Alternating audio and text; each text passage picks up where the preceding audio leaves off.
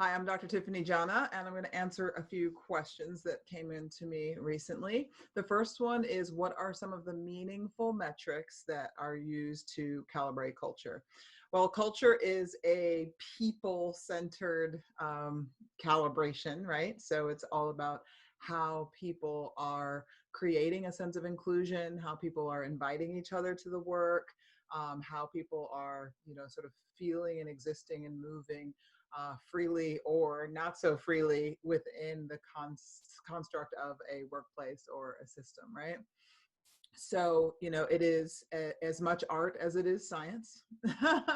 So there's a lot that goes into it.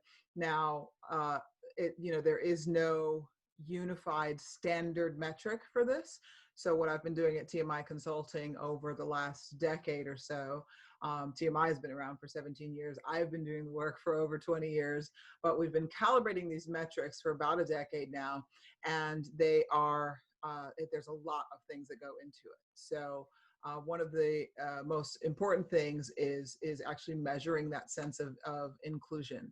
And when you're asking about inclusion, we want to know how people are, that's a personal reflection. What seems inclusive to me might not seem inclusive to the next person. So you really have to go to the people and ask.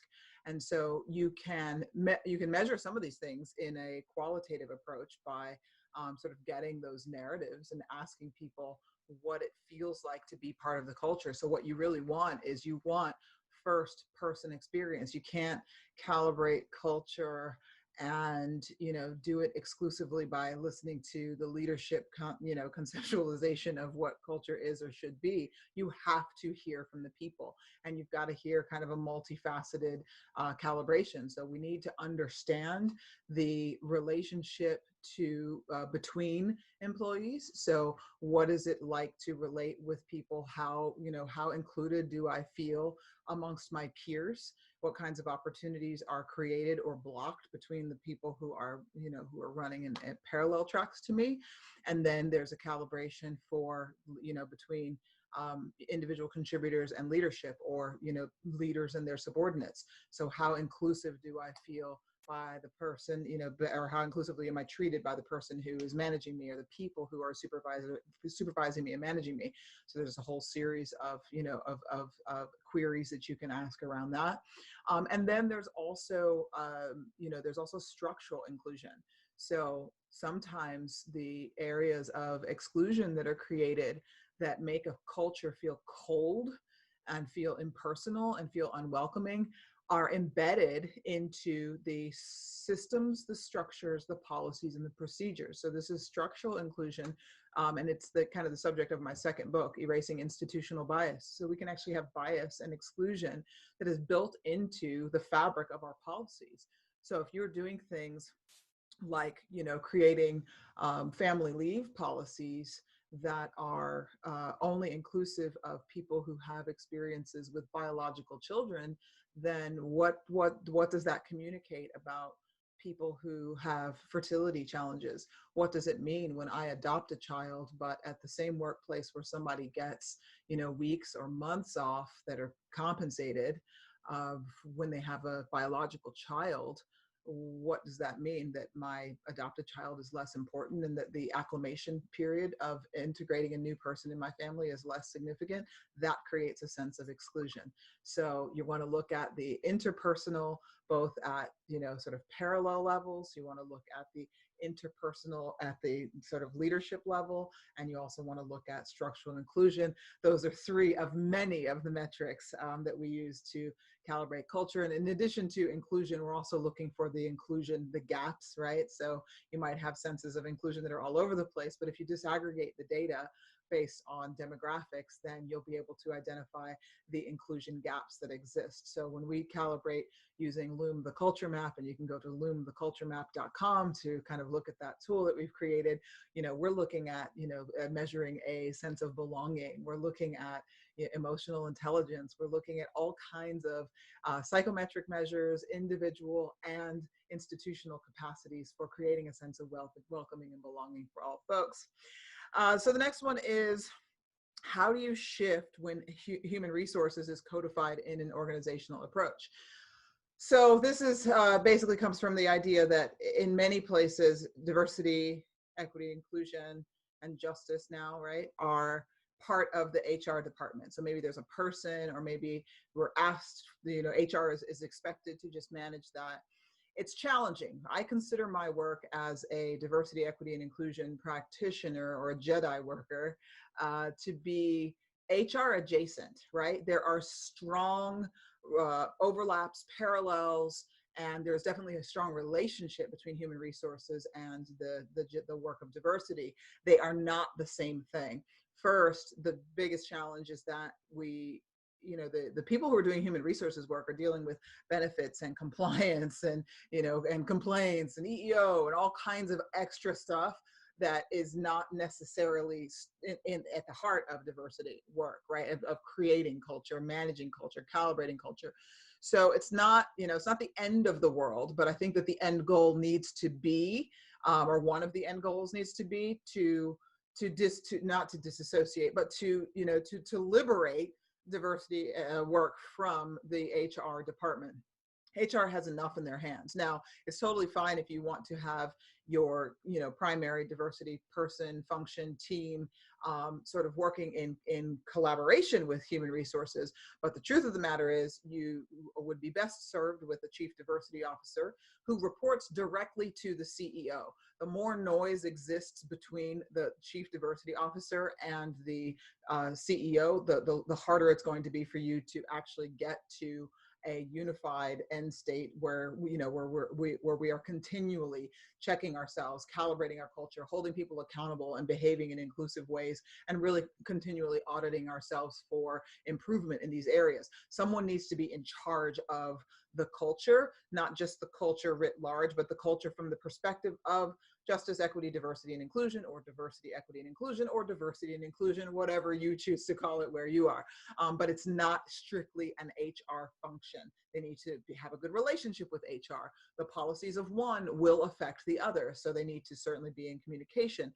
But sort of creating a plan and a process and a strategy for having a function and a department and a unit that serves this capacity is important, because ultimately we want that team, that leadership group, to lead the way for integrating diversity practices and values throughout the organization. So you don't want it to live alone and be completely siloed. You want the diversity department, the diversity division, the diversity, whoever's responsible for diversity strategy needs to be, again, because they're reporting to the CEO and they're integrated into the depth of the full strategy of the organization. Those tenets and whatever values and whatever strategies and whatever things that we come up with in that area to improve the culture needs to become part of the entire organization and the way we do what we do, the way we do business, a strategic imperative, part of the work that we do. And that only happens when the department and the individuals in that department are actually empowered to make change and to hold accountability for that change. Let's see. So how do you address the system versus the people? So, people like to focus on the behaviors, the words that people say, the things that people do. Those are symptoms, right? That's not the problem. Those are symptoms of the larger challenge. And the larger challenge is often that culture is left to its own devices. Culture is left to just sort itself out. We hire the best people we can afford, and we just hope that everybody just gets along. Well, that's ridiculous. It doesn't happen that way in the real world. Like people aren't just getting along, my friends. And so it is imperative that organizational leadership define explicitly how it is that we treat each other in this culture. What is it that we do that creates a sense of welcoming and belonging and inclusion? How do we invite people to join the work in meaningful ways? So we address the system versus the people by instituting policies, procedures, systems, structures that codify that inclusive behavior. So, focusing on behavior versus people is what we do when we zoom in. So if you're looking at problematic behavior as the symptom and you want to correct it, So we prefer to focus on behavior over people when we're trying. Basically, you don't want to tell somebody that they're a horrible human being because they did a thing. No, you don't assassinate their character. We say, okay, this behavior is problematic. And part of the reason that it's important to separate the person from the behavior is because the behavior is the only thing that you have any kind of say over, any kind of control over in the workplace. You can't tell people what to think, believe, or who to be, but we can dictate behavior in the workplace. So we focus on behavior in that instance.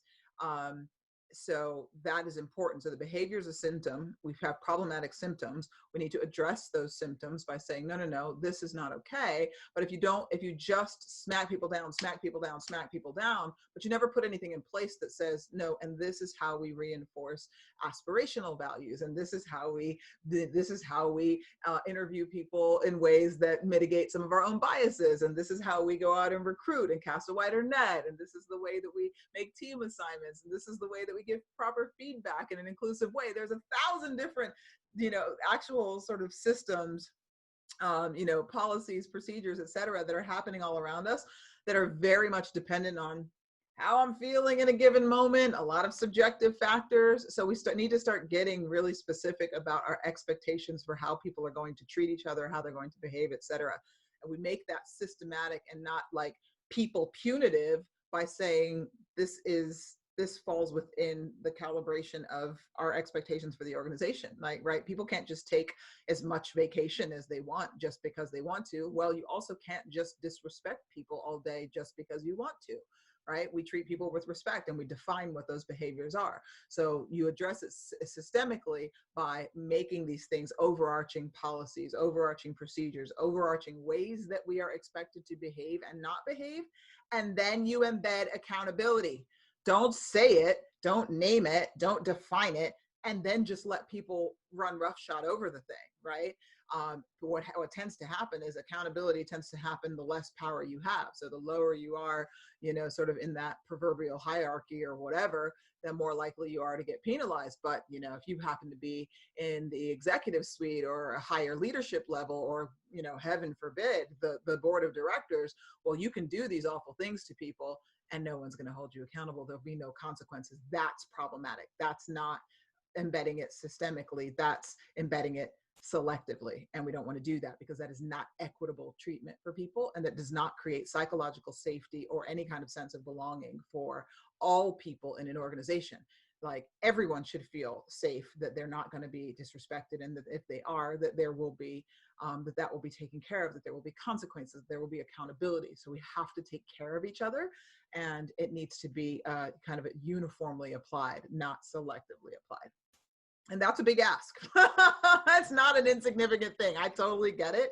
But, we're either making a decision to treat each other with respect and treat each other well, or we're going to allow harm to be caused to people. And we've got to decide what kind of agencies, what kind of organizations, institutions we want to be. So the last question is, it's about the purpose of emotional intelligence. They want to know, it's actually an incomplete question, but I think that emotional intelligence has to do with our ability to interact with human beings using cultural fluency. So your cognitive intelligence is, about what you know and how you apply that. Your emotional intelligence has to do with your ability to navigate in people situations, emotional situations.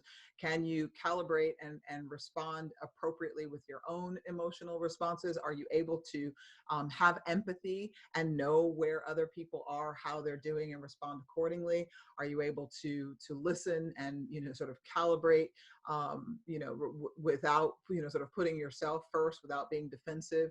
So there's emotional intelligence is a life skill, and the nice thing about emotional intelligence is it is one of the things that we can actually improve. So your cognitive ability, your IQ, is not something like you kind of have what you have. I mean, you can get a little bit sharper, you can sharpen your tools, but your sort of overall level of intelligence is kind of you get what you get, and then you got to work with it. Emotional intelligence, there's a lot of life experience, a lot of learning, a lot of calibration, that, you know, like wisdom happens over time, right? Emotional intelligence can increase over time as we interact with more people and have more experiences, as long as we're open to that and we really are empathetic to the human experience and willing to take in experiences that are more than just ours.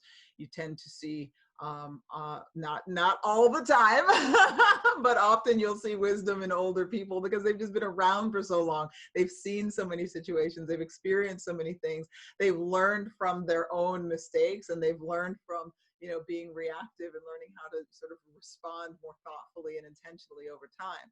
So the thing is, we don't have to wait until we're 99 to gain the wisdom and to increase our emotional intelligence. This is why we have access to, you know, to books and courses, and we have the ability to, you know, work with our therapists and other people to hone our skills of interacting well, not just with each other and with our families, but interacting well across differences, because that's one of the, you know, that's where it becomes even more challenging, is interacting across differences.